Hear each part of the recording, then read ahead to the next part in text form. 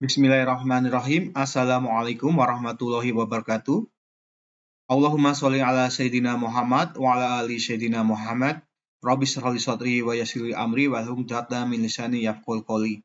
Alhamdulillah kita dipertemukan kembali pada kesempatan ini.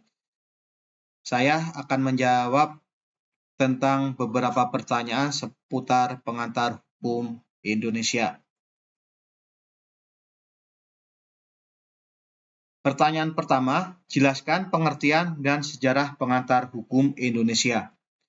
Pengertian pengantar hukum Indonesia merupakan pengantar atau memperkenalkan atau mempelajari azas-azas dan dasar-dasar dari bidang-bidang aturan, ketentuan, tata hukum positif yang berlaku di Indonesia, ius constitutum.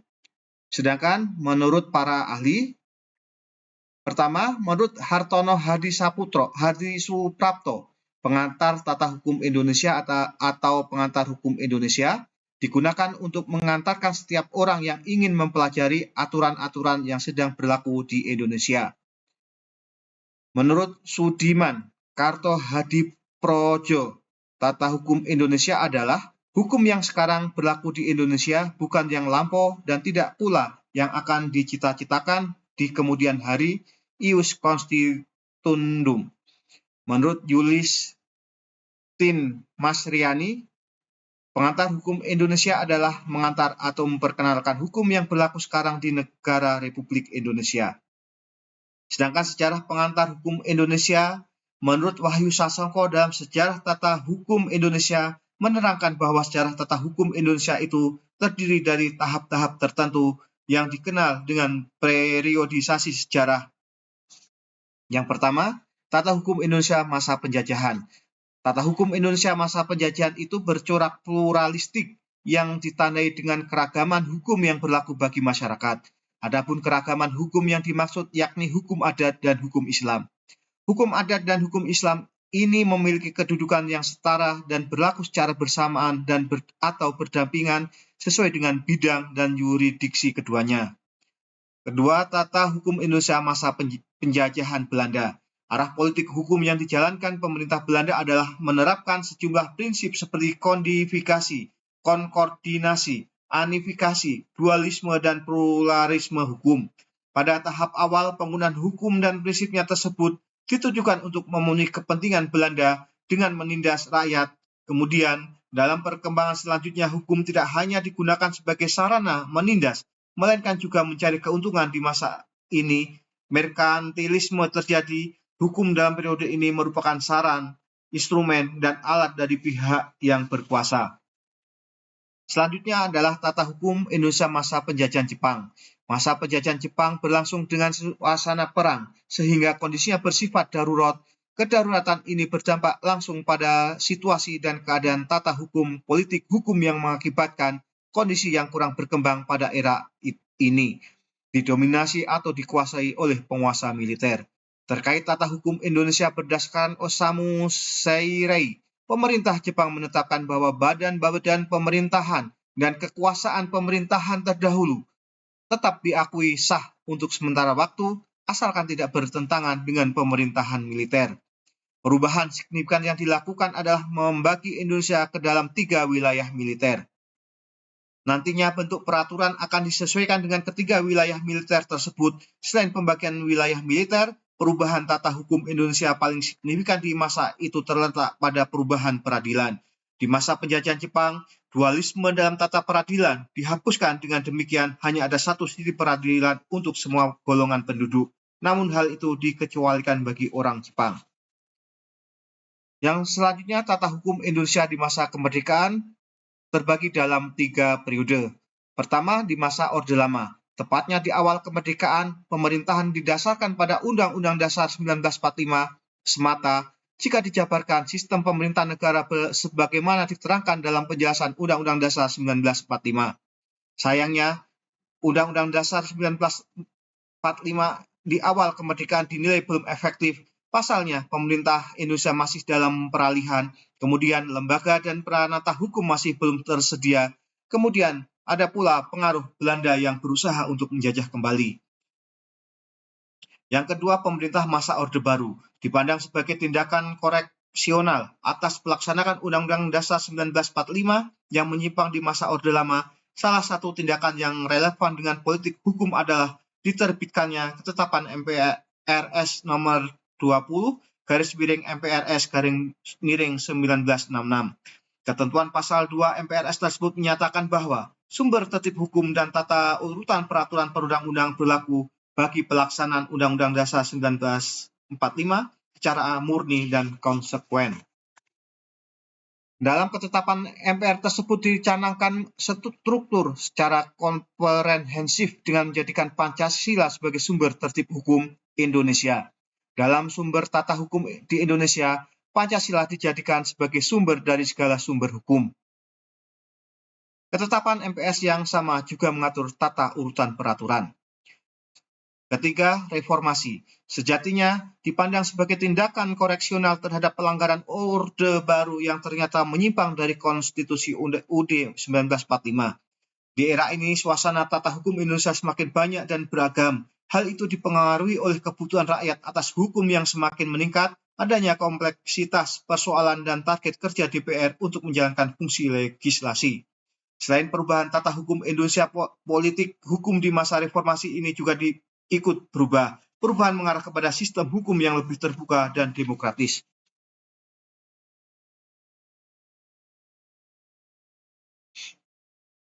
Pertanyaan kedua, sebutkan pengantar hukum Indonesia dalam istilah bahasa Belanda. Pengantar hukum Indonesia dalam bahasa Belanda adalah inleiding tot het positive recht van Indonesia. Sedangkan untuk bahasa Inggris, Introduction Indonesian of Law atau Introduction Indonesian Positive Law. Selanjutnya pertanyaan ketiga, sebutkan seluruh sejarah dan tahapan tata urutan perundang-undangan di Indonesia. Sejarah perundang-undangan Indonesia ada semenjak proklamasi 17 Agustus 1945 hingga periode sekarang dan setidaknya sudah mengalami beberapa kali pergantian Undang-Undang Dasar, yaitu pertama Undang-Undang Dasar 1945, kedua Konstitusi Republik Indonesia Serikat, ketiga Undang-Undang Dasar Sementara Republik Indonesia, keempat Undang-Undang Dasar Negara Republik Indonesia tahun 1945, amandemen dengan 4 kali perubahan. Dalam catatan sejarah, Undang-Undang Dasar 1945 sebelum perubahan tidak secara lengkap menjelaskan tentang proses pembentukan undang-undang, melainkan sekedar menegaskan bahwa Presiden memegang kekuasaan membentuk undang-undang dengan persetujuan DPR. Mengenai proses pembentukan undang-undang hanya disebutkan bahwa rancangan undang-undang yang tidak mendapat persetujuan DPR tidak boleh diajukan lagi pada masa persidangan berikutnya. Berjalannya waktu pada saat Konstitusi RI 1950 terdiri dari 197 pasal dan UUDS 1950 dengan 146 pasal. Secara terperinci mengatur tentang proses pembentukan undang-undang. Kemudian bagian 2 Konstitusi RIS yang dimulai dari pasal 127 hingga pasal 143 memuat ketentuan mengenai perundang-undangan di dalamnya mengatur tentang kekuasaan perundang-undangan federal. Pada UUDS 1950, pengaturan mengenai perundang-undangan secara lengkap diatur dalam pasal 89 sampai dengan pasal 100. Selanjutnya pada tanggal 2 Februari 1950, pemerintah mengeluarkan Undang-Undang Nomor 1 Tahun 1950 tentang peraturan mengenai jenis dan bentuk peraturan yang dikeluarkan oleh pemerintah pusat. Undang-undang ini merupakan undang-undang dari negara bagian Republik Indonesia yang berkedudukan di Yogyakarta. Saat berlakunya Konstitusi Republik Indonesia Serikat, namun pada 15 Mei 1950 dikeluarkan UU Nomor 2 Darurat Tahun 1950 yang mengatur tentang penerbitan Lembaga Negara Republik Indonesia Serikat dan Berita Negara Republik Indonesia Serikat dan tentang mengumumkan dan mulai berlakunya Undang-Undang Federal dan Peraturan Pemerintah sebagai Undang-Undang Federal.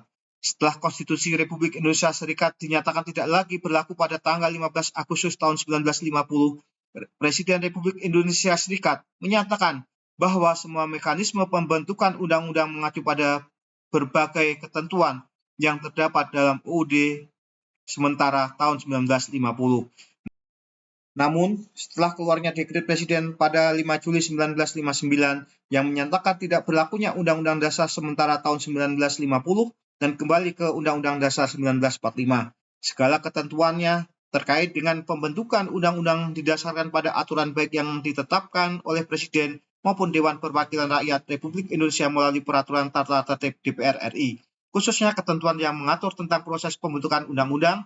Pada saat itu, tata urutan dan jenis peraturan perundang-undangan di Indonesia tersusun secara bertingkat dan terdiri dari norma-norma hukum. Norma-norma hukum yang berbentuk piramida ini yang kemudian disebut dengan susunan norma, yang dalam norma hukum tertulis disebut dengan piramida perundang-undangan atau yang secara substansi disebut hierarki perundang-undangan. Selanjutnya adalah tata urutan perundang-undangan Indonesia. Yang pertama adalah TAP MPR nomor 20/MPRS 1996 tentang Memorandum DPR GR mengenai sumber tertib hukum Republik Indonesia dan tata urutan perundang-undangan Republik Indonesia. Dengan urutan pertama UUD 1945, 2 ketetapan MPR, 3 undang-undang, 4 peraturan pemerintah, 5 keputusan Presiden, 6 peraturan pelaksana yang terdiri dari peraturan menteri dan instruksi menteri.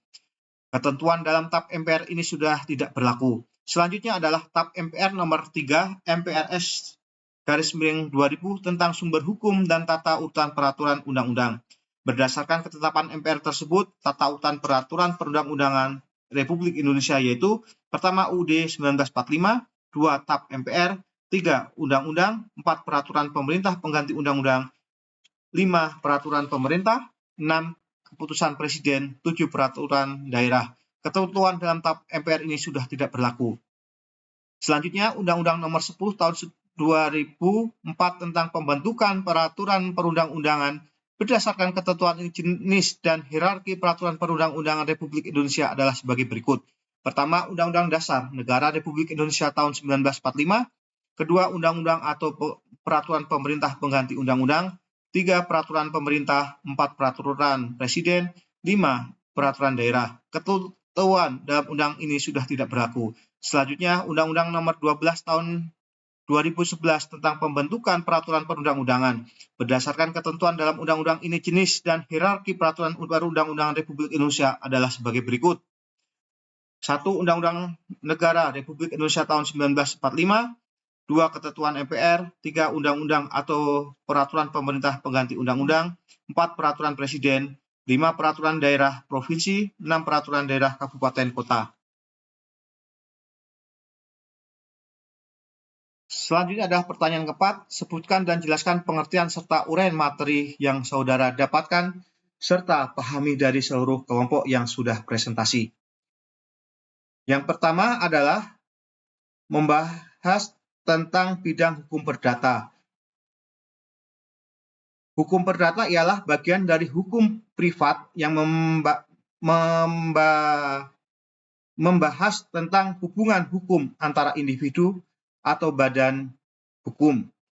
Dalam materi ini dipelajari tentang pengertian hukum perdata, sejarah dan perkembangannya, sistematika hukum perdata, sumber-sumber hukum perdata, hukum pribadi, hukum keluarga, hukum kekayaan, hukum benda, hukum perikatan, hukum waris, hukum dagang, hak kekayaan intelektual, dan perbankan.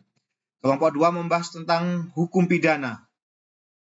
Hukum pidana adalah keseluruhan dari peraturan-peraturan yang menentukan perbuatan apa yang dilarang dan termasuk ke dalam tindakan pidana serta menentukan hukuman apa yang dapat dijatuhkan terhadap proses yang melakukannya.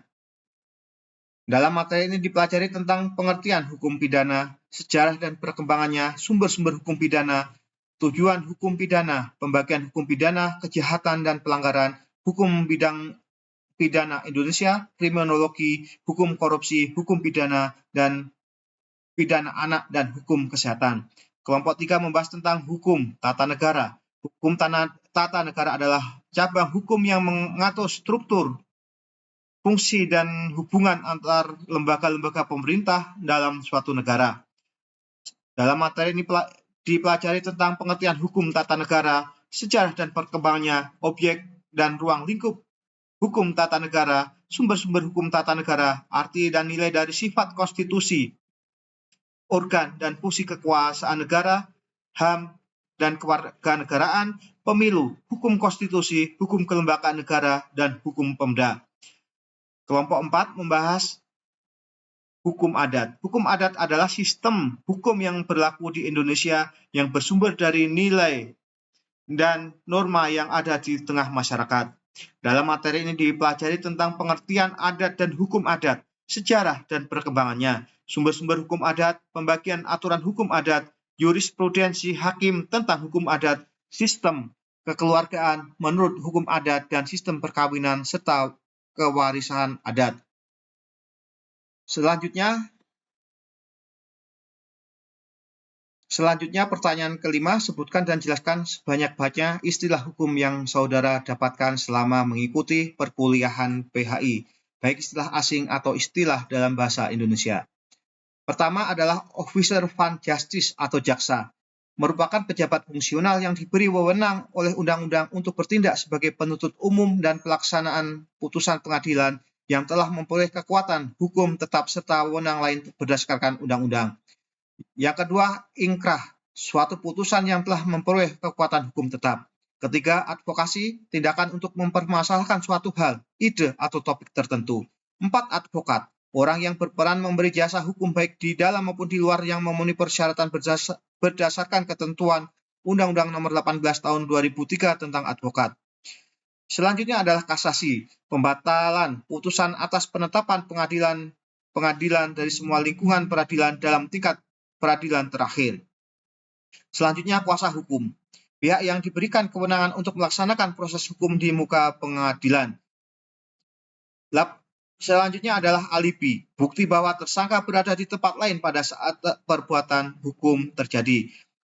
Selanjutnya locus delicti, tempat kejadian perkara atau TKP. Pertama, tempat di mana suatu tindak pidana dilakukan terjadi atau akibat yang ditimbulkannya. Selanjutnya, tempat-tempat lain di mana barang-barang bukti atau korban yang berhubungan dengan tindak pidana tersebut dapat diketemukan. Selanjutnya adalah jurisprudensi, suatu keputusan hakim yang terdahulu yang diakui oleh hakim-hakim lain yang dalam perkara yang sama. Selanjutnya adalah terdakwa, seorang tersangka seseorang karena perbuatan atau keadaan berdasarkan bukti permulaan patut diduga sebagai pelaku tindak pidana yang dituntut, diperiksa dan diadili di sidang pengadilan. Selanjutnya adalah tergugat, orang atau badan hukum yang diajukan gugatan atau tuntutan hak oleh penggugat. Selanjutnya adalah terpidana, seseorang yang berdasarkan putusan pengadilan yang telah memperoleh kekuatan hukum tetap dinyatakan terbukti dengan sah dan meyakinkan bersalah. Selanjutnya adalah saksi. Saksi adalah orang yang memberikan keterangan guna kepentingan penyidik, penuntutan, dan peradilan tentang suatu perkara pidana yang ia dengar sendiri, ia lihat sendiri, dan ia alami sendiri. Selanjutnya adalah hakim. Hakim adalah seorang yang mempunyai fungsi memeriksa dan memutuskan mengadili suatu perkara. Selanjutnya gerasi, pengampunan berupa perubahan, peringatan, pengurangan, atau penghapusan pelaksana pidana kepada yang diberikan oleh Presiden.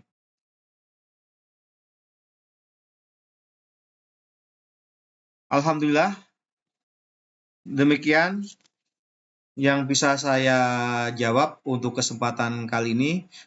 Kalaupun ada kekurangan, mohon bisa ditambahkan dan mudah-mudahan bermanfaat bagi kita semua. Wassalamualaikum warahmatullahi wabarakatuh.